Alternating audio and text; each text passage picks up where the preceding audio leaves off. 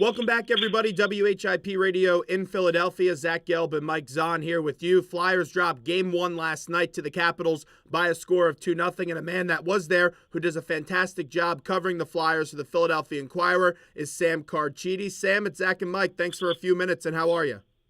Good morning, guys. How you doing today? Well, we're doing great, and we appreciate a few minutes. So the big news last night is the Flyers go down, but also does Sean Couturier, sprained AC joint, according to Tim Panaccio. He'll be done for the series. Is that what you're hearing? And also, how do they replace Coots, if that report's accurate? Yeah, the Flyers said they will not give a report until today. They wanted to re-examine him today, so I don't expect that to change, but you never know. So we'll wait until they give a report today, but in all likelihood, he will be out. And Scott Lawton, it's his time to come in the lineup and to show what he can do. He had an up and down season, and he was actually out of the lineup as a healthy scratch for several games late in the season. But it's time for him to step up. And but the loss of Couturier is really a killer. There's no other way to say it because he's so vital to them. He's obviously their second line center, plays on special teams, power play, penalty kill, and most importantly, he's a guy that can neutralize Alex Ovechkin. So it's a tough loss. I mean, if you look at the numbers, there were 6-9-4 when Couturier did not play this year. When he was in the lineup, there were 35, 18, and 10. So those numbers don't lie. It's a big loss, no doubt about that. And I take a look at the Coots loss. Another thing that stood out to me last night was just not being able to keep it a 5-on-5 game. Caps were 1 of 6 on the power play, but it felt like they could have been a whole lot worse just because of the way they were getting so many chances. And the Flyers weren't able to capitalize early on in the game when they got 2 power plays in that first 10 minutes of that first period. How do the Flyers try to make this more of a 5-on-5 series? Because you don't want to make Washington go on the power play. Well, quite simply, they have to be more disciplined. The first 3 penalties in the game were against the Capitals, and the Flyers have been a more disciplined team, I'd say, for the last 2 months of the year. But 6 of the last 7 penalties were against the Flyers, and you're not going to win many games doing that, especially against a powerful team like the Capitals. I thought the Flyers actually played a pretty good road game. I mean, their 5-on-5 play was good.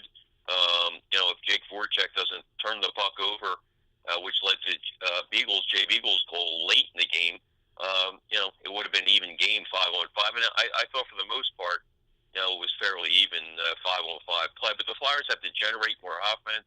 They have to get more traffic in front of Braden Holtby. They started out well. I mean, they had a 10-4 shots advantage late in the first period. After that, they were outshot 27-9. The rest of the way, and you're not going to win many games when you're on your heels, when you're playing defense, and that's what the Flyers did for the last 2 periods. They really did not have much attack time, and as you mentioned, a big reason for that was all the penalties. Right before that Voracek turnover, you have Simmons gets into a fight, and they called the penalty on Simmons for roughing. I didn't really see the rough. First off, did you like the call, and is there any second-guessing by Wayne Simmons for defending his teammate last night? Because it would have put the Flyers on a power play if he didn't. Yeah, none at all. And you know what? It's a tough call because you want to defend your teammate, and you don't want to back down. You want to send a message, and I don't fault him there. The way it turned out, it's easy to point your finger at him and to say, hey, what was he doing there? We had a power play. But Simmons was really baffled after the game, and he said, I was totally surprised. I have no idea why I got an extra 2 minutes. So it was a strange call. As you said, there was a late penalty, and the Flyers are going to get a much-needed power play. And, at that time, I guess there's just a little under 7 minutes to go. It's still a 1-0 game, and it was a game changer. But, it was a head-scratching call, to be honest with you, by the referee. So, as it turned out, as I said, it's easy to point your finger at Simmons and to ask, why would you get involved right there? But, again, I like most people, I really didn't understand why he got the extra 2 minutes. So, it's a tough play all around for the Flyers. We're talking to Flyers beat writer for the Philadelphia Inquirer and Sam Carchidi. And Sam, as long as we're talking about special teams, I know you mentioned that they had a chance, a couple power plays early in that first period, but then the momentum swung the other way. When you looked at that Flyers power play, what was more telling, the fact that they weren't able to convert or just how strong that Capitals penalty kill is? Yeah, well, probably a little bit of both. And the Flyers power play, especially the top unit, it's strange. I mean, you look at the personnel out there, and it's on paper it's top notch. But I'd say for the last maybe 2-3 weeks, even when they were winning games, the first power play unit was really out of sync, and that has continued. Shane Gostisbehere says he's not tired. I don't know if he has a nagging injury or not, but he has not been as explosive, and they're just not getting much movement. As I said, especially the first unit. The second unit has looked better than the first unit, surprisingly. And, of course, the second unit now will be scrambled without showing Couture. But, it is befuddling the way they have not produced, and it's carried over from the regular season. And if they want any chance at upsetting the Caps, they have to get their power play going.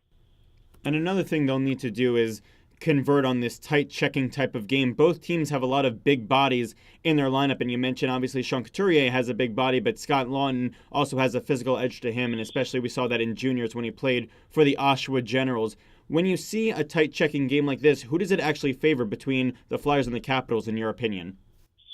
Well, it's hard to say anything favors the opponent when you're going against the Caps, because they're so talented. They have it all. They have speed. They have size.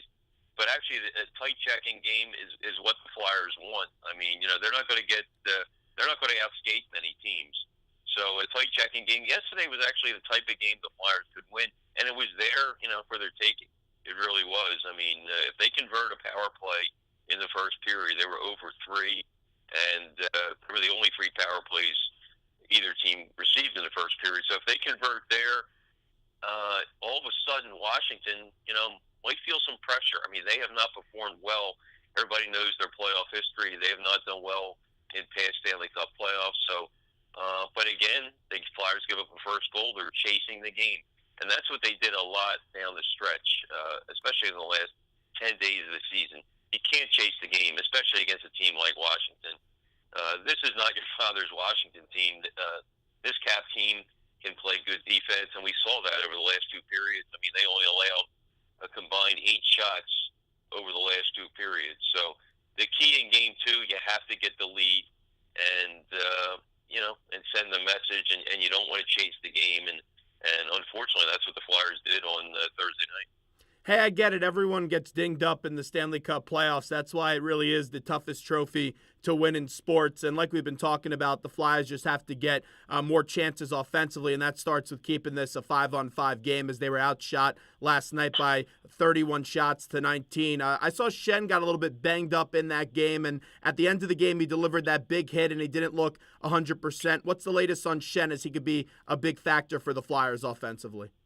Yeah, he'll be fine, and he had 7 hits in the game, and he's a very physical player. It's just unfortunate they don't have more firepower on that line with him, because it'd be nice to have him as a winger, and he's going to have to move.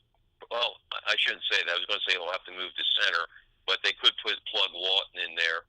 Or they can make some other moves and maybe bring a big body in, like R.J. Umberger, and keep Braden Schenn at center. But,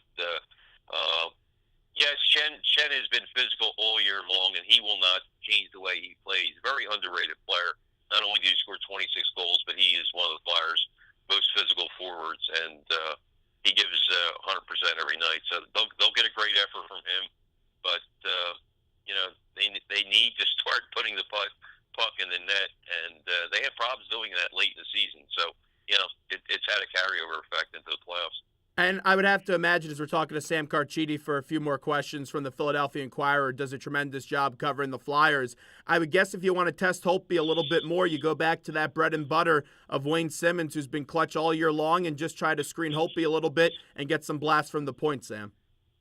Yeah, they talked about that last night after the game. They said that, not to discredit Holtby, but there was really no traffic in front, and Wayne Simmons said we have to take his eyes away. We did not do that tonight, and that was the game plan going in. It's easier, said than done. That you got to give the Caps credit. As I said, this Caps team, plays both ends of the ice. It's not like past Washington teams where they really thrived on offense, and that was the top part of the game. This is a team that is near the top in almost every category in the NHL, both offensively and defensively. So, the Flyers almost have to have a perfect game if they're going to beat Washington. And I think it's so funny you bring that up because a lot of people want to look at the Ovechkins, the Backstroms, the Kuznetsov, and then Braden Holtby in net. But I do think this is a very underrated defense. You look at the guys like Karlsson, Orpik, Niskanen. I mean, this is an underrated defense. What did you see from them last night? Yeah, they were terrific. I mean, they were physical. They blocked a lot of shots. They had 23 blocks in the game, and they even their forwards like Jason Chimera comes back and plays good defense and blocks a lot of shots, and that's what you need. To me, they're a total package. That's why I think they're favourites to win the Stanley Cup. And to overcome that, the Flyers are going to have to make some adjustments. Do you think that Coach Hacksaw will make in-game adjustments? We already know that Lawton will be coming in for Couturier. You mentioned Umberger a bit, but do you think he won't tinker with the lines that much, or do you think that we might see a completely different lineup come Game 2? I don't think it'll be drastic. I think you will see some changes. But as I said, there were some things to like at their game. I mean, their 5-on-5 play. They hung right in there with the Capitals, but they have to get more shots. The Flyers only had 11 even strength shots last night. Not that the Capitals had too many. I mean, they only had 16 even strength shots. But the Flyers spent too much time in the penalty box. I mean, we can analyze and go through different sequences of the game, but the bottom line is the Flyers have to be more disciplined. The Caps had 13 of their shots on the power play, and more importantly, they kept the Flyers playing defense. I mean, you're not going to win games, obviously, if you're in your own defensive end. But the Flyers really did not get into an offensive flow at all in the second and third periods because they were defending, trying to kill off penalties. One of those players you have to give credit to, and we've done it a little bit in this interview so far, is Steve Mason. Sam, I know there's a little bit debate earlier on in the year between him and Neuwirth on who should be getting the majority of the play, but Mason down the stretch, he just doesn't get tired, Sam. It's unbelievable the way he's playing, especially last night. Yeah, he's been terrific. I mean, as you know, he started 12 straight down the stretch, 17 out of 18 at one point, and he carried the Flyers into the postseason. And Shane Gostisbehere has been saying, for the last couple of weeks to anyone that would listen, that Steve Mason has definitely been our MVP late in the year. There's no question. And he was terrific last night. He's the reason they had a chance to win. I mean, it was a 1-0 game with under 4 minutes to go before the late goal by Beagle, and Mason was terrific. He had to make a lot more quality saves last night than Braden Holtby did, and he gives them a chance moving forward. I think we'll see him probably in every game unless there's an injury. So he has carried them, and he's earned the right to be their playoff guy. We shall see if they'll turn it around in Game 2 and are able to steal one on the road tomorrow. Sam Carchidi, great job as always. Thanks so much. Thanks, guys. Appreciate the time.